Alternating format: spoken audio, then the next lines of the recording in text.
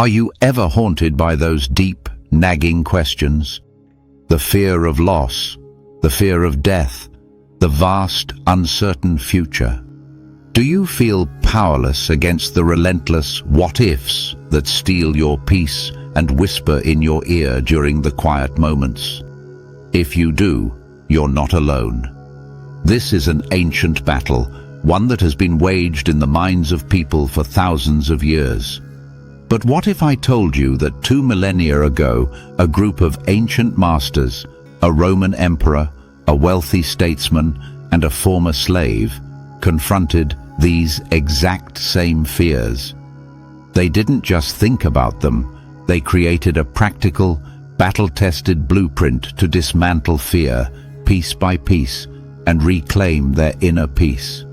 This isn't just abstract philosophy, it's a user's guide to your own mind. In this video, we're going to uncover 7 Stoic lessons to help you combat fear effectively, turning anxiety into a source of strength and resilience. Lesson 1. Fear is a product of your judgment. The first, and maybe the most liberating lesson from the Stoics is this: fear isn't caused by what happens to us, but by our judgments about what happens. The world itself is neutral. It's not good or bad. It's the story we tell ourselves about events that gives birth to fear. The Greek philosopher Epictetus, who went from being a slave to one of the most respected teachers in Rome, said it perfectly. People are disturbed not by things themselves, but by the views they take of them. Think about the fear of public speaking. The fear isn't in the room or in the audience. The fear is in the judgment. What if I mess up? What if they think I'm a fraud? What if I humiliate myself? These are just stories, they're not facts. The situation itself is simple, you speaking to a group of people. The terror is a product of your mind. The Stoics teach us to pause and separate the raw event from the judgment we've attached to it. When you feel fear rising, that's your cue to become a detective of your own thoughts. Here's your action step. The next time you feel a wave of fear, no matter how small, just stop and ask yourself, what's the story I'm telling myself right now? Isolate the external event from your internal narrative. When you see that fear is a creation of your judgment, you realize that what was created by your mind can also be dismantled by your mind. You get your power back, realizing your peace doesn't have to be a hostage to your circumstances. Lesson 2. Practice negative visualization, premeditatio malorum. Okay, this next one might sound a little strange.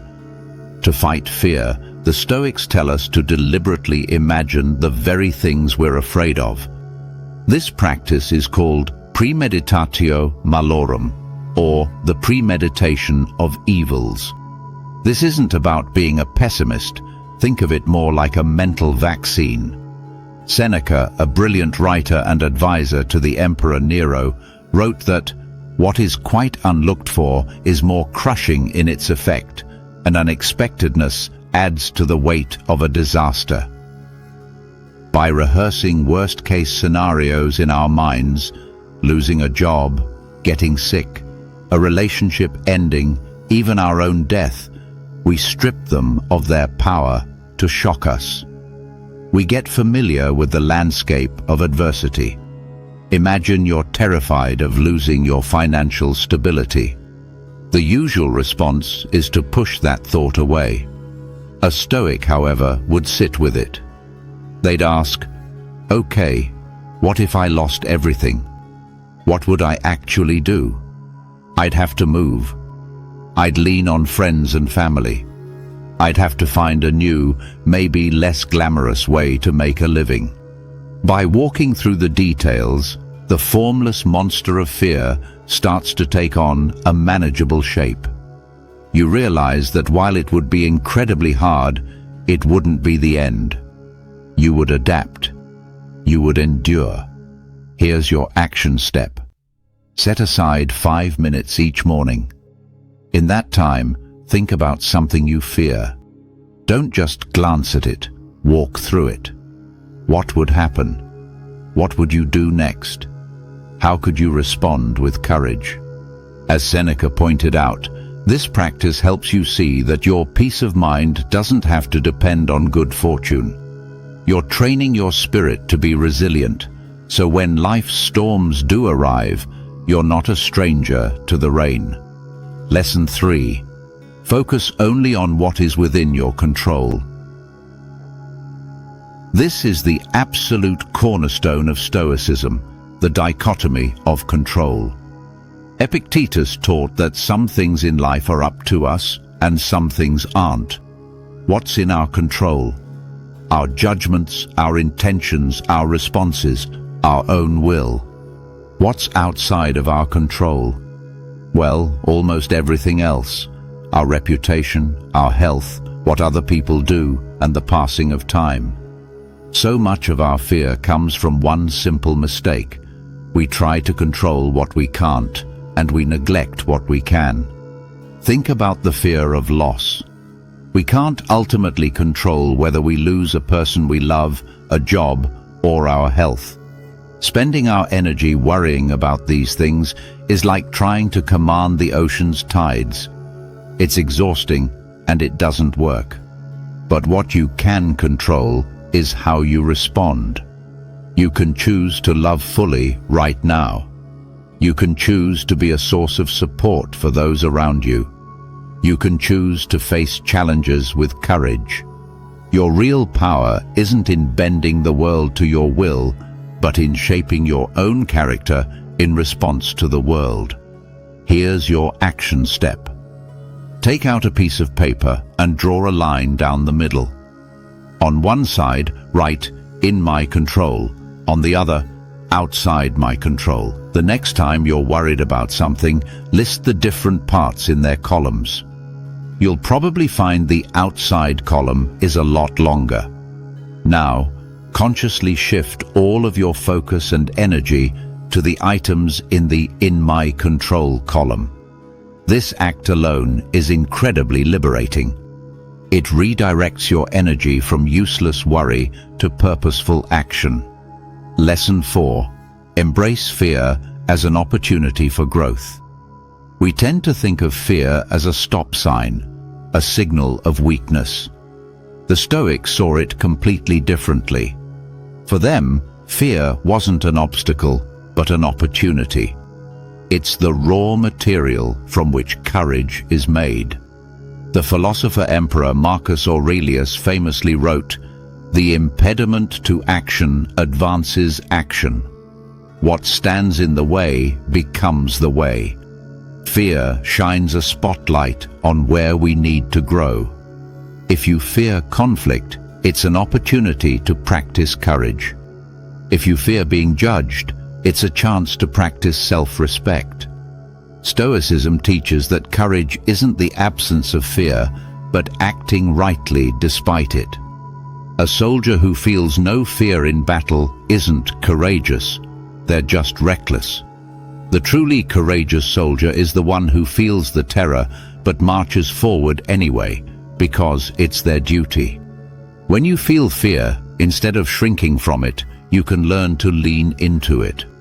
Ask yourself, what virtue is this moment asking me to practice? This simple question transforms fear from a paralyzing force into a personal trainer for your character. Seneca believed that challenges are what reveal our strength. He said he would pity anyone who had never faced real misfortune. You have passed through life without an opponent. No one can ever know what you are capable of, not even you. Here's your action step. Identify one thing you're afraid of doing.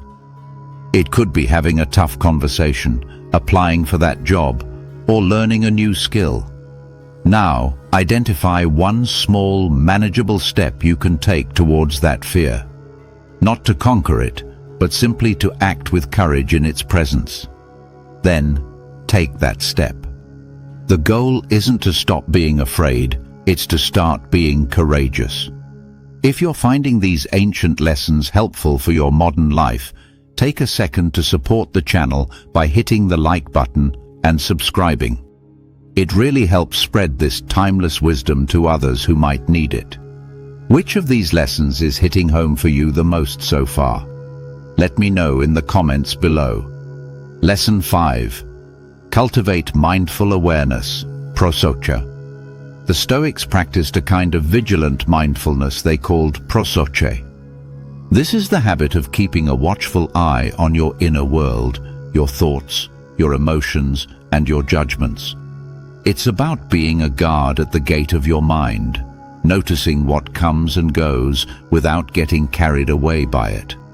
When fear pops up, the untrained mind just merges with it. You don't just feel fear, you become fear. Your thoughts race, your body gets tense, and your rational mind goes offline. Prosoce teaches you to create a little bit of space between you and the emotion. You learn to observe the fear as if it were a passing cloud. You can say to yourself, "Ah, there is the feeling of fear. My heart is beating faster. My mind is making up disaster stories." This detached observation does two things. First, it robs the emotion of its overwhelming power. You see it as a temporary event happening inside you, not the entirety of who you are. Second, it allows your rational mind, what the Stoics called your ruling faculty, to stay online. Instead of panicking, you can calmly look at the situation and choose a wise response. This is the secret to keeping your inner peace, even when everything outside is chaotic. Here's your action step. Practice the art of the Stoic pause. The next time you feel a strong emotion like fear, before you react, just pause. Take one deep breath. In that moment of quiet, simply observe the feeling. Name it. This is anxiety, or I am feeling fear. Don't judge it or try to get rid of it. Just watch it. This simple act of mindful awareness is the first step to mastering your emotions. Lesson 6. Question and test your fears. Seneca wisely pointed out that we suffer more often in imagination than in reality. Our fears are often wildly exaggerated, based on assumptions we've never really examined. He said we're like soldiers who panic and flee because they mistake a dust cloud from a herd of cattle for an approaching army. The Stoic response is not to blindly believe these fearful thoughts, but to challenge them. Put them on trial. Treat your fears like hypotheses, not facts. When a fear shows up, cross-examine it. Ask it tough questions. Is this fear based on reality or my interpretation? What's the actual evidence for this worst-case scenario? How many times have I worried about this in the past, and how many times did it actually happen? If you're afraid of flying, for instance, your imagination creates a disaster movie. But if you test that fear against the facts, you'll find that commercial air travel is one of the safest ways to get around. Your fear, while it feels very real, is statistically just not grounded in reality.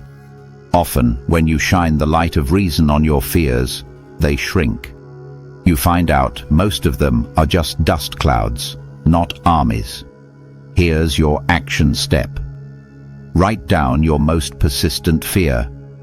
Then, underneath it, write down every piece of objective evidence you can find that either supports or, more importantly, contradicts that fear. Be brutally honest. Challenge your own assumptions. You'll often find the case for your fear is much weaker than you thought. By examining your fears, you stop being their prisoner and start becoming their interrogator. Lesson 7. Live fully in the present moment. So many of our deepest fears are rooted in the future. The fear of death, of sickness, of what might happen.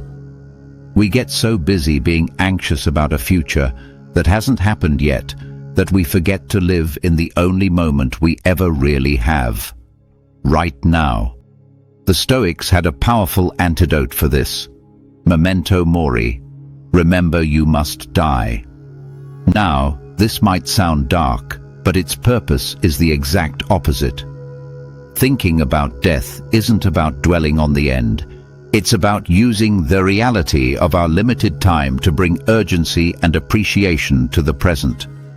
Marcus Aurelius wrote, "You could leave life right now. Let that determine what you do and say and think." This thought doesn't create fear, it creates focus. It makes it crystal clear what's truly important. Seneca added that, "He who fears death will never do anything worthy of a living man." If you're constantly afraid of losing life, you can never truly live it. By accepting that death is a natural, unavoidable part of life, you're freed from the fear of it. This frees you up to invest your entire self into the here and now. You stop putting your life on hold, waiting for some future moment when you'll finally feel safe. You realize that now is the only time you have to be kind, to be brave, to feel joy, and to live with purpose. Here's your action step. For the rest of today, whenever you find your mind drifting to future worries, gently guide it back to the present moment. Use the phrase memento mori as your anchor. Ask yourself, if my time were limited, is this how I would choose to spend this moment? Am I truly living right now? This isn't about ignoring the future, but about refusing to let fear of the future rob you of the gift of the present. The fears of death, loss, and the unknown are not new problems. They are part of being human. But as the Stoics have shown us, they don't have to be a life sentence of anxiety. By understanding that fear comes from our judgment, preparing ourselves for the worst, focusing on what we control, seeing challenges as opportunities, staying mindful, questioning our anxieties, and living fully in the present, we can dismantle fear. We can turn it from our master into a simple tool. This is the promise of Stoicism. Not a life free from problems, but a life where you are the master of your own mind, able to face anything with courage and peace. The power to combat fear isn't out there somewhere. It has been inside you all along. Thank you for joining me on this journey into Stoic wisdom. If these lessons helped you, please like, subscribe, and share this video with someone who might need to hear this. Which lesson are you going to start practicing today?